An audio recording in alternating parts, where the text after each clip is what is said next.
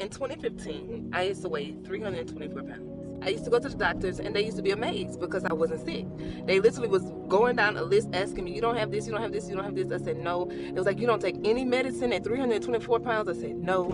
And then after years of him treating me in 2018, 3 years later, I ended up just out of nowhere getting high blood pressure. And even the doctor was amazed. He was like, because you've been at this weight all this time and haven't been sick. So, all of a sudden now you get sick with high blood pressure.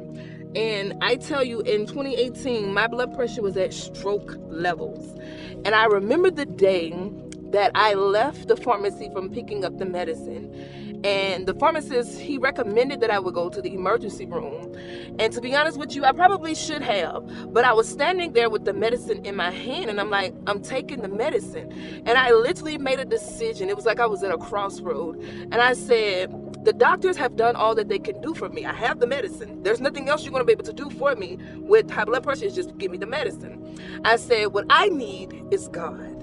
I went home, took the medicine, and went on about my day. We randomly, y'all, this wasn't even something divine that we heard. We randomly went to this church and the pastor was preaching. And I kid you not, he stops in the middle of his sermon and he's standing there. Like, you could tell he heard something because it was like he was listening. He was just standing there. And out of nowhere, he says, if you're dealing with high blood pressure, come and touch the altar.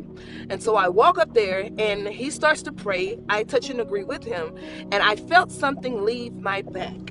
The Bible talks about how some sicknesses and even disorders are not really illnesses. The Bible calls it a spirit of infirmity, which is a demon.